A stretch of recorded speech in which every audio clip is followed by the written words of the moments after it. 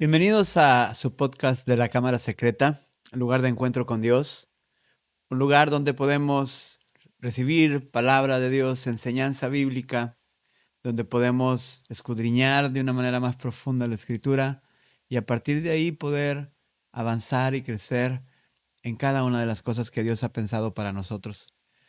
Recién pasó una semana muy importante. Usted recibió algunos mensajes donde hablamos de la Semana Santa, de estos días de controversia, estos días de conflicto, estos días de enseñanza, estos días donde el Señor Jesús estuvo exponiendo su corazón de una manera especial conforme a lo que el Señor, el Padre, le había mandado hacer como propósito.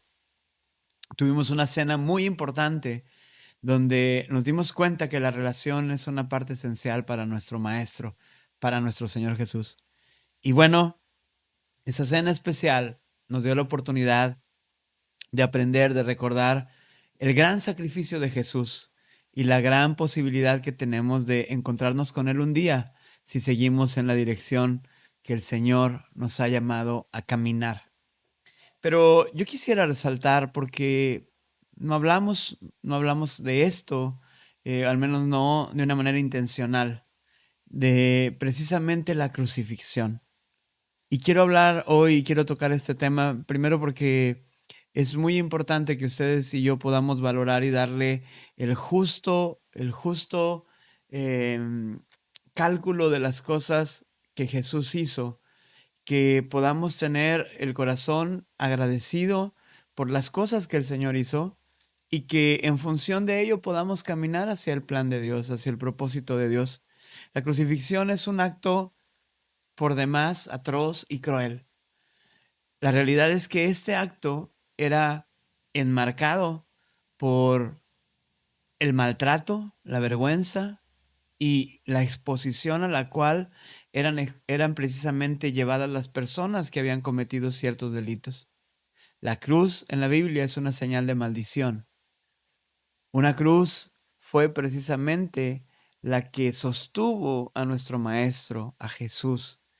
Y esa cruz, pues, reveló precisamente que Jesús, nuestro Maestro, estaba entregándose como una persona maldita, como una persona delincuente, como una persona que estaba siendo llevado a un juicio y que estaba siendo juzgado para morir de la manera en la que morían los delincuentes y las personas que eran llevadas a ese lugar, como los dos ladrones que fueron puestos a sus costados, derecha e izquierda. Así que el sacrificio de Jesús tuvo muchas implicaciones y quiero dejar un mensaje posterior para hablar acerca del lenguaje que el Señor usó desde la cruz y enfocarme en todo este momento previo, en toda esta noche de dolor, de interrogatorio, de sufrimiento, de abandono, de traición y de poder enseñar un poco ese panorama. Yo sé que muchos tal vez de los que están siguiendo este podcast y están escuchando este mensaje han visto, han oído, han aprendido muchas cosas acerca de esto. Pero yo quiero hacerte ver precisamente porque el último mensaje que vimos nos enseña a los discípulos teniendo esta relación de intimidad con el Señor. Pero inmediatamente después de ello viene una noche de dolor para Jesús. ¿Por qué? Porque viene a orar en Getsemaní. Su oración es tan intensa que inclusive los vasos capilares de su frente dice que se rompieron porque su sudor era como gotas de sangre. Jesús vino 3 veces después de haber subido un poco más arriba o un poquito más profundo en el huerto de los olivos donde estaba en esa noche. Y había dejado a 3 de sus discípulos por ahí y otros tantos todavía un poco más atrás. Pero estos 3 lo habían acompañado a esta última sección del huerto. Ahí estaban Pedro, ahí estaba Juan y ahí estaba Santiago. Los 3 con la encomienda de velar y de acompañar al Señor al menos una hora en oración. Sin embargo, cada vez que el Señor regresa, su tristeza se hace más grande porque no es posible que estos hombres puedan orar más tiempo. Ellos han renunciado a la oración. El sueño los ha vencido. Tal vez un poco la tristeza de lo que habían estado escuchando, por algunas cosas que escucharon de que no verían más a Jesús. Pero el sueño ha hecho su labor para hacerlos dormir. El cansancio, el día ajetreado, las cosas que habían vivido. Pero parece que no han entendido que este es el momento más idóneo para orar, porque lo que se viene es un verdadero terremoto para la vida y para el ministerio de esas personas que están y han estado caminando con Jesús. Y así fue tal cual. Después de estos momentos donde Jesús clama, donde ora, donde se humilla, donde sufre, donde padece, donde inclusive le dice al Padre, si es tu voluntad, ayúdame a no pasar este mal momento. Pero si no, lo que yo quiero es que se haga tu voluntad. Esta frase que escuchamos y que muchas veces lo usamos como una bandera de que yo quiero que eso pase, pero muchas veces estamos muy lejos de esta realidad. Estamos muy lejos de esta actitud de rendición, de humildad y de realmente poder estar dispuestos a permanecer en medio de todo lo que estamos viviendo. Estos discípulos vieron de cerca, ¿cómo decirlo? El ataque, la lucha, porque cuando salieron de ese huerto, Jesús sabía que era el momento donde Judas se acercaba con toda esta guardia que venía a atacarlo, que venía a encarcelarlo, a aprisionarlo. Y entonces se da ese momento. Los evangelios, tanto Mateo, Marcos, Lucas, Juan, cuentan la historia de una manera diferente, con muchos detalles obviamente iguales, pero cada uno con una perspectiva especial de lo que estaba viviendo esa noche. Y hablando de los que investigaron como Marcos y Lucas, Marcos como un discípulo más cercano, Lucas un poquito más adelante. Pero lo que ellos logran plasmar en esos escritos preciosos que ahora son parte de nuestro fundamento del Nuevo Testamento fue algo especial. Jesús, el hombre justo, el hombre amoroso, el hombre que había sanado y hecho milagros, ahora estaba siendo apresado. Se había cumplido lo que él había exclamado. Uno lo iba a entregar. Judas fue ese hombre que vino y le dio un beso para mostrarles a los demás que Jesús era el enemigo. Después de ahí todo fue confusión, todo fue temor, todo fue alboroto. Alguien por ahí cuenta que le sacó precisamente la espada a Pedro y le cortó la oreja del siervo llamado Malco. Pero el Señor hizo un milagro y puso la oreja en su lugar y les reprendió y les dijo, esta no es la manera de luchar. Yo puedo orar para que vengan ángeles, pero no es la manera de luchar. Hay otra forma que yo les he llamado a luchar.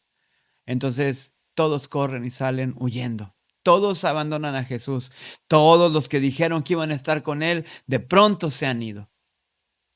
Y esta es la forma en la cual Jesús empieza a vivir sus últimas horas de vida, con la traición y el abandono de sus discípulos, con todo este sufrimiento y con todas estas declaraciones injustas. Un concilio se armó esa noche de una manera especial para poder juzgar a este hombre que había estado causando alboroto. Ese concilio generó un ambiente de hostilidad para Jesús. Escupitajos, golpes, estirones de cabello, arrancones de cabello, bofetadas. Son solamente algunas de las cosas que Jesús esa noche vivió por decir que era enviado de Dios. Los fariseos se rasgaron sus ropas, se rasgaron sus vestidos y mandaron a Jesús para ser azotado. Toda esa noche fue una noche de tormento, fue una noche de aflicción. Pedro, que andaba por ahí cercano asomándose, fue confrontado por 3 personas diferentes que le dijeron, tú también estabas con él. Y Pedro lo negó una vez y otra más, Y en la tercera se puso a maldecir y dijo: no me importa a ustedes porque creen que yo estuve con él. Yo no estuve con él, malditos todos ustedes, ese hombre es un maldito y demás. Y se cumplió lo que Jesús había dicho. El gallo no cantaría 3 veces antes de que tú me niegues, precisamente 3 veces. Qué noche tan triste, qué dolor tan profundo. ¿No estabas ya con los tuyos? Los tuyos huyeron, te negaron.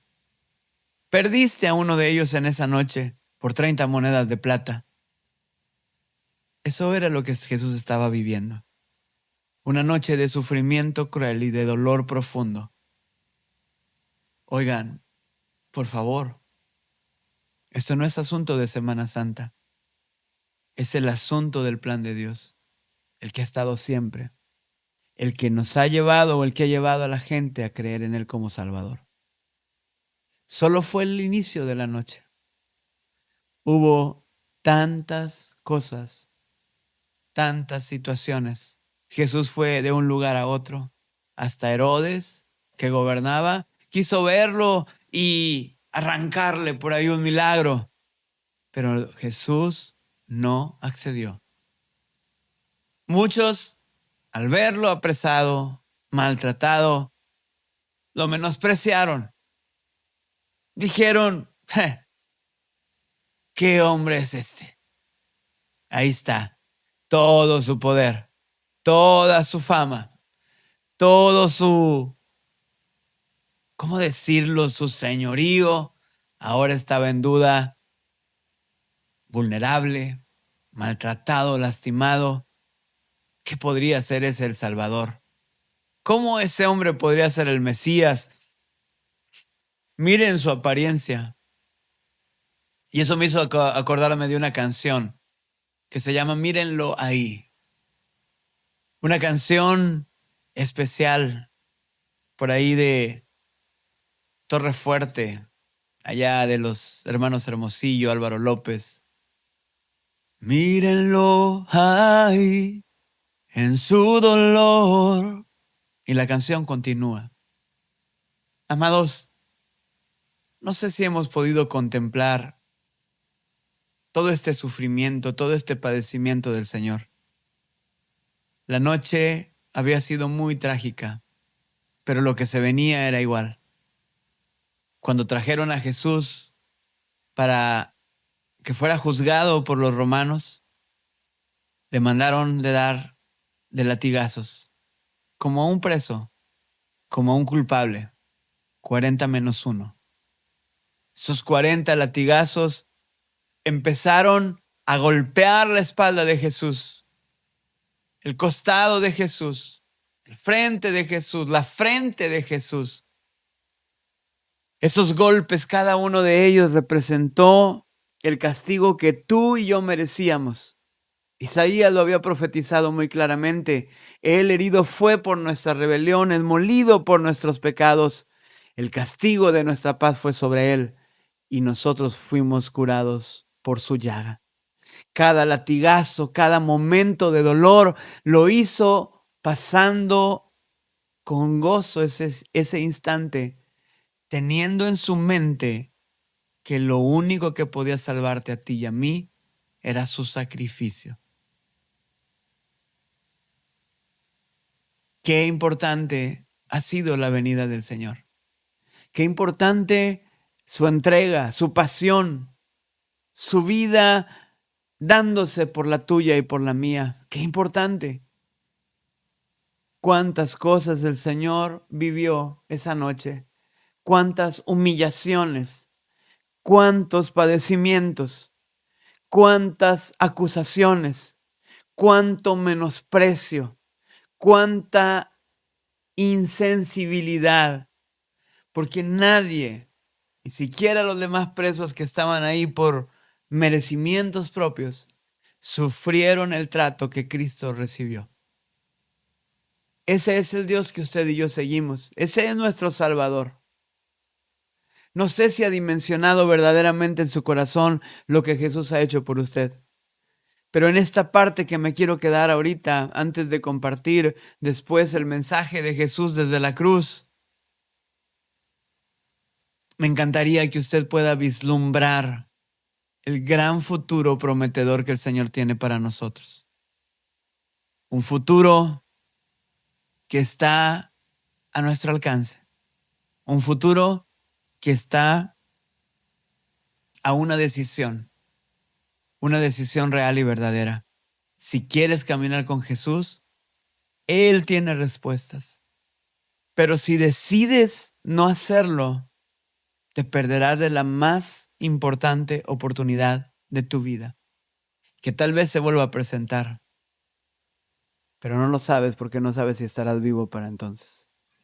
Así que hoy, este mensaje quiero dedicarlo para aquellos que hemos traicionado a Jesús, aquellos que hemos dado la espalda, aquellos que a pesar de que hemos escuchado su enseñanza, no siempre hemos respondido. Aquellos que cuando el Señor nos llamó a velar con Él, nos quedamos dormidos. Aquellos que en algún momento lo traicionamos y tal vez por mucho menos que 30 monedas de plata. Aquellos que en algún momento no han reconocido a Jesús y han vivido a su manera. Este mensaje es un mensaje de esperanza, porque si tú eres de ellos, déjame decirte que hoy el Señor te da la oportunidad de recibir la salvación, de recibir su palabra, de recibir la libertad. No te quedes fuera. Recibe al Señor. No te quedes lejos. Hazlo parte de tu vida y camina en pos de su visión. Camina de acuerdo a lo que Él estableció. Vive para Él cada día. Seguimos unidos al Señor desde su lugar de intimidad en la cámara secreta. Dios les bendiga.